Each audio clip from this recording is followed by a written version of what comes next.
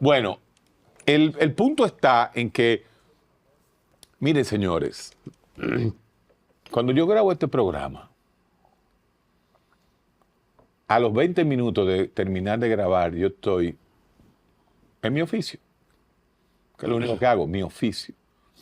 Por ejemplo, si yo grabo a las 9 de la mañana, yo estoy de las 9 de la mañana hasta las 8 de la noche corrido, sin una hora exacta de comida, viendo gente, escuchando gente, trabajando la locura, el estrés, la ansiedad, la depresión. Entonces, cuando uno se da cuenta qué es lo que está pasando desde el punto de vista colectivo, porque para yo llegar a una conclusión colectiva tengo que escuchar 18 individuos todos los días.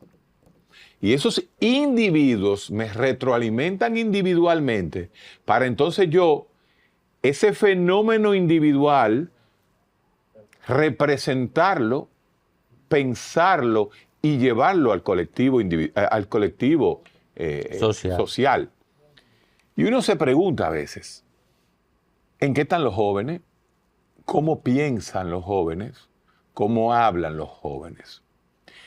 Y justamente uno se dice, pero es que en esta época, y ahí viene el posmodernismo, una de las cosas, y por qué el pobre de derecha, y por qué el que tú mencionas, que tú lo descubriste, Bifo Berardi, y te caímos atrás con la generación post-alfa. ¿Cómo es posible que este fenómeno que se ha dado, señores, en los últimos 30 años, y los 30 años que yo quiero trabajar, los representa, por ejemplo, el inicio del gobierno de Leonel Fernández, cuando se dan la mano los dos grandes líderes del pasado y preñan y paren a un Leonel Fernández que nos gobierna luego 12 años. Ahí está todo. Señores, esta es la primera vez, esta es la primera generación, las primeras generaciones, donde el de Guachupita y el de la Nacaona de una torre escuchan la misma música. Pero no le entienden igual. Espérate. O sea, porque no se lo digan. Y no, espérate, déjame terminar. Escuchan la misma música. ¿Ustedes saben quién fue que facilitó ese tránsito a que eso sucediera? Bueno, obviamente Juan Luis Guerra en los 90 pone a la clase alta a oír bachata. Entonces, cuando ya él le da la bachata a la clase alta comienza a consumirlo de los bachateros tradicionales. Entonces, este movimiento que comienza en el 90 y que termina en que el niño del Carol Morgan, el niño de un Babeque, el niño de una escuela del Juan Pablo Duarte que me lo lleva a la familia, o el niño de Higüey, ya sea de la Salle de Higüey o de un liceo de Higüey, tienen el mismo léxico, tienen la misma dificultad con 7 palabras. La única diferencia que los de colegios dominicanos bilingües tienen un Spanglish, porque ya ni siquiera ni hablan español ni hablan inglés. Entonces, ¿a dónde yo voy?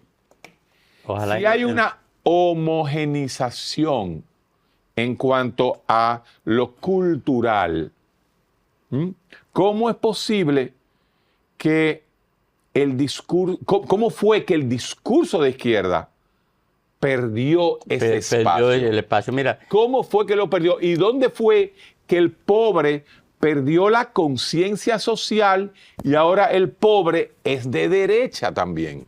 Mira lo que pasa. Te lo explican los mismos pensadores. Primero, los mismos pensadores que se dedican a reflexionar sobre esos elementos que tú traes a colación y sobre lo que tú intentas reflexionar. Mira, lo primero que tiene que cuidarte es de no analizar la sociedad desde la perspectiva del consumo, como tampoco puede analizarla de la perspectiva tecnológica, de la disrupción tecnológica.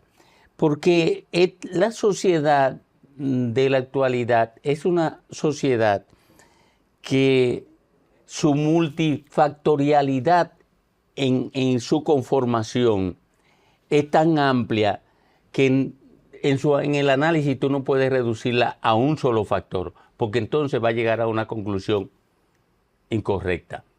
Primero, antes las decisiones políticas el pobre la tomaba por razones económicas.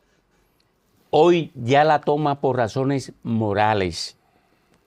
Eso explica que... Eso es de Sousa. Sí. Eso es Sousa que tú Sí, te no, dices. El sí. síndrome del Joker. Sí, eso es Sousa, pero también lo están analizando otros, porque ya lo han descubierto otros Sí. sociólogos.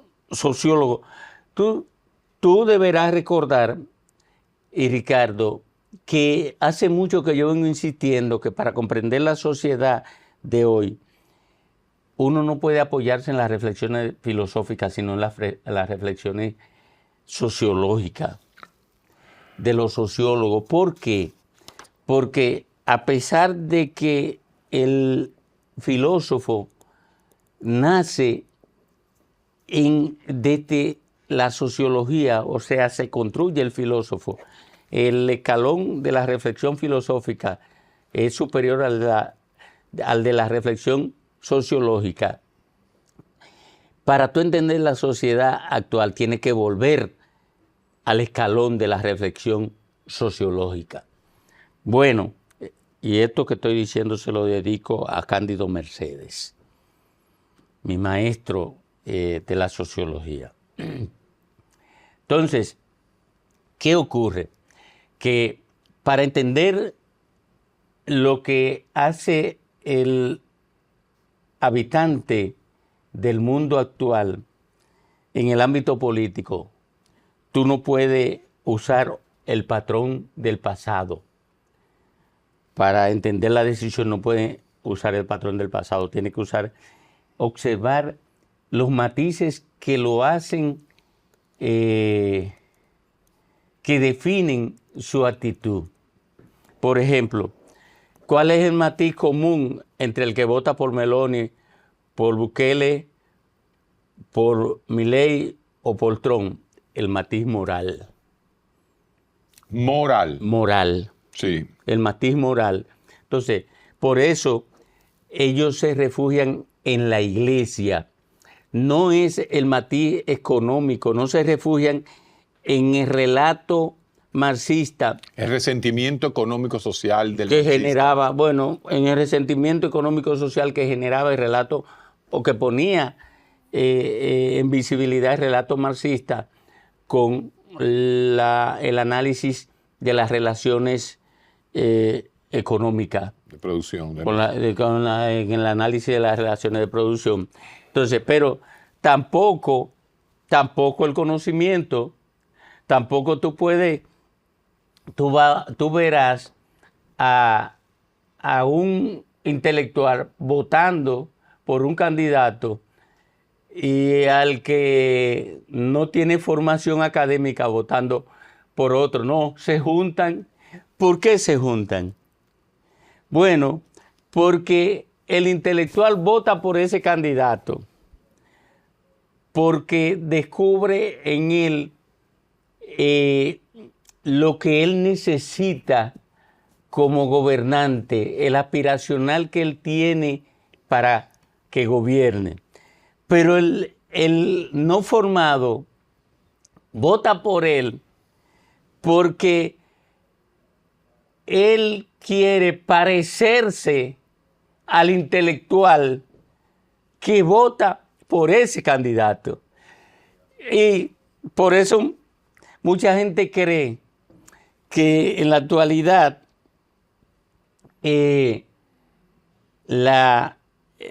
las redes y la tecnología, el acceso a la tecnología garantiza mayor información y mayor educación y se equivocan. Y se equivocan. ¿Por qué? Porque la tecnología es una trampa. Es una trampa. Al mismo tiempo que garantiza el acceso a muchas informaciones y a mucho conocimiento, al mismo tiempo que... Te intoxica. No. Te mete en una trampa de distracción. Claro. en una trampa de distracción que impide que tú te concentres buscando esos conocimientos. Bueno, por ejemplo, ¿cuántos días duró el país girando alrededor de la hindú? Y el problema de la hindú. Es el mejor ejemplo, brillante. La gente estaba preocupada por la humanidad. O sea, porque la niña se ahogó. Porque la niña se ahogó. Agua en una... Sí. Porque están sufriendo sus padres. No. Estaba preocupada por la distracción novelesca que le llevaba a buscar todos los días que había nuevo de la novela de la hindú. ¿Cuál era la teoría de conspiraciones? Que una banda haitiana, que se la llevaron, que le enterraron por ahí, que un barco vino y se la llevó, de todo y todo el mundo. ¿Existe la posibilidad de que es eso? Sí, ¿por qué? Porque ellos necesitaban distraerse. Cuando lo único real, de la realidad real de este caso es, o ellos medio pelearon en el agua y quizás se les zafó un trompón al muchacho, o la muchacha se ahogó y, como decían los marinos de verdad, señores, se la tragó el mar. Se la tragó el mar. Lo que esa madrugada de esas playas del este, hermano, una corriente te agarra y en 2 horas te pone a 40 kilómetros de donde estaba. Es todo. Yo soy de Miches. Sí. ¿Tú eres de Miche? Un pueblo de pescadores. ¿Tú nadabas bien? ¿Tú te metías en esa ola? A los 6 años yo aprendí a nadar. Así es. Pero sin estilo, bebiendo agua. Sin estilo. Aprendiste a nadar solo. Bebiendo agua. Mi hermano y yo y mi primo Freddy aprendimos a nadar bebiendo agua en el río de la Yeguada, en la desembocadura del río de la Yeguada. O sea, cuando la desembocadura del río llegaba a la playa, que se forman una corriente como un San Rafael, lo más peligroso del mundo. Sí, hombre, y ahí tú nadabas y te ibas con la corriente. Y aprendí a nadar con la corriente. Claro. Y cuando el río venía crecido, nosotros nos entrábamos en el río porque venía crecido a nadar en el río. Bueno, lo que somos de la costa, con una tradición de pecadores muy longeva, de mucho tiempo, conocemos de toda la historia de los desaparecidos, de los que se ha tragado el mar, como tú has dicho. Tragado el mar, compadre. Oye, yo siempre recuerdo a alguien que no llegué a conocer, porque pero yo crecí junto con los hijos de él. El difunto Moya, que era el oficial civil. Era pecador y era oficial civil de Miches. Se le falleció un hijo. No, que él pecando se desapareció. Se desapareció jamás. ¿Tú te acuerdas el famoso cuento de Freddie Miller? En la época de Trujillo, que estaba pecando y se desapareció. Sí. Y decían que se lo habían llevado los extraterrestres. Ese era el cuento de mi época. Mira, yo comencé a escribir un ensayo. No. ¿Cómo le llaman a esto? Una serie. Una serie de reportajes sobre el mar y los pecadores. Sí. Y de una rabia lo corté. Lo cortaste. Lo corté porque no me le pusieron en el hoy, no me le pusieron no me le pusieron el número que llevaba y por el desorden. Sí. Y no lo corté. Esos textos llegaron a manos de esta joven brillante periodista del Nacional que vive ahora en el exterior. Ella dijo, eso se parece a la redacción del Viejo y el Mar. Eso te iba a decir. Oye, y yo no había leído a Hemingway. Ajá. Oye, no había leído a Hemingway. Hemingway, el del Viejo y el Mar. Ahora espérate. Sí. Ah, por cierto, en la semana pasada nos corrigieron sobre los 3 que echaron a Pedro en el pozo. Que hay una discusión que eso lo utilizó César Nicolás Penson, en cosas añejas. Y otros que dicen que la interpretación de los tres que echaron a Pedro en el pozo fue a José y fue algo bíblico, como tú decías. Sí. Pero no, pero la gente Ahí no fue que yo corrige. lo- La ahí- gente no ahí fue corrige que- a nosotros. Ahí fue que yo lo vi, porque Bien. acuérdate que yo fui adventista, yo nací en la iglesia adventista, ¿Cómo tú pasaste del adventismo al comunismo peledeizoso? porque yo no fui, A ti te envenenó Lidio Cadet, fue. el Lidio Academy, lo vi la semana pasada lo vi, y tuve el agrado de saludarlo. Había un comentario que decía, ¿por qué Guerrero siempre le tira al PLD? Que yo siempre he sido PRDista. Señores, lo único que yo soy es PLDista. Pero tú Cuando niño, eres anti-PLDista. Niño. Pero hoy eres Pero obviamente nosotros no fuimos al PLD en el 79. Eres anti-PLDista. En el 79 no fuimos. Hoy eres anti-PLDista, pero... Pero no bochismo. sí, Bochismo es otra cosa. eres anti-PLDista, pero No, yo soy antibochista al con final. esta tríada, que yo creo que en la comunicación dominicana han habido varias tríadas, así en la Triálogo, triálogo, pero también hubo otra, Peña de Tres. Peña de Tres, han habido varias. Sí. En esta tríada, tú y yo Somos los tres tristes tigres. y Ricardo Tres hemos tristes definido tigres. mucho compromiso con la verdad. Entonces, eso nos presiona y nos impide ser pro algo o anti algo. Pero por eso, cuando hicimos el programa de la semana pasada, que creó tanto furor y tanto incomodamiento de parte de la gente de este propio programa donde estamos nosotros, ¿Y qué dice la relativización de la verdad, como planteábamos tú y yo, frente al kantianismo psicorrígido de Ricardo con respecto a la verdad, trae como consecuencia muchísimas cosas que suceden fuera del aire que la gente quizás no lo entiende. Hermano, cuando usted dijo la semana pasada la relativización de la verdad, es así.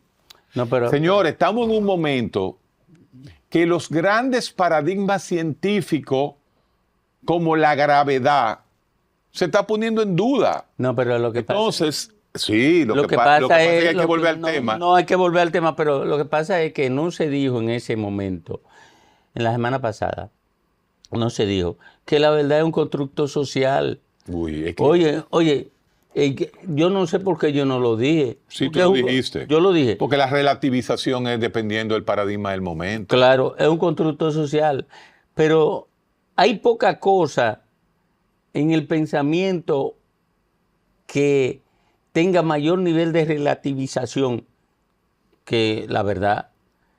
Oye, Claro. pero la verdad cristiana, la verdad kantiana, la verdad socrática, la verdad... La verdad hindú, la verdad La verdad china, la hindú, verdad budista, la la verdad verdad laosé, china. la verdad, ahí es que yo voy. Es que la palabra más relativa que existe en el mundo es la palabra Verdad. Dios.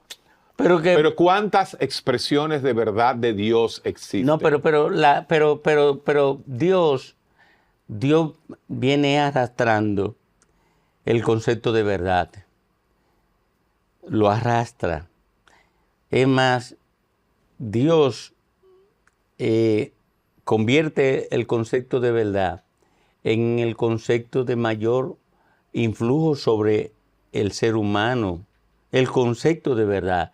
Porque se sintetiza como una orientación. Y conoceréis la verdad, y la verdad os hará libre. Oye, es una máxima cristiana que Bíblica. que ha pervivido durante todos los siglos imaginables, ¿verdad? Por lo menos 2000 años y algo. ¿Y por qué entonces la razón, la ilustración, Descartes con su racionalismo, el empirismo, la muerte de Dios a través de Nietzsche, que no es más que una recomposición del idealismo, ¿no? El idealismo que sale de Kant, Fichte, Schelling, Hegel, Schopenhauer. Ese grupo que mata a Dios, ¿no? En este momento postmoderno, y volvemos al 2025, esa generación de 1890, todo el siglo XX, la teoría crítica que viene después que la razón lleva a Hitler al poder, Primera, Segunda Guerra Mundial, deconstrucción, postmodernismo. ¿Por qué en el 2025, bajo el yugo de la tecnología por un lado, la ciencia por otro, la informática por otro, hemos vuelto a 1850 y hemos vuelto a un conservadurismo instintivo? El eterno, Óyeme. el eterno retorno. Ay, el eterno retorno. El eterno retorno. Nietzscheano también, Nietzscheano también. de Aristóteles. Pero oye, ¿dónde voy? Entonces, al final, algo que hemos discutido aquí durante 10 años, que yo planteo el fin de las ideologías, yo digo, no, es que ahora el mundo está dividido entre liberales y conservadores. No, porque ya no existe ni siquiera liberales Sí, ni hay conservadores. un instinto psicosocial No. de liberalidad No, versus no, conservadurismo. No, yo creo que no existen ni siquiera liberales y conservadores. Vamos a dejarlo para la próxima. Para la próxima. En la pausa, en el próximo capítulo, vamos a hablar que realmente lo que hay son dos facciones en pugna.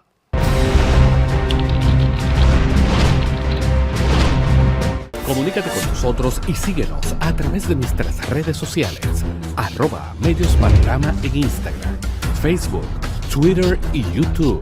Escríbenos a nuestro correo electrónico noticias@mediospanorama.com o llámanos al 809-475-2525.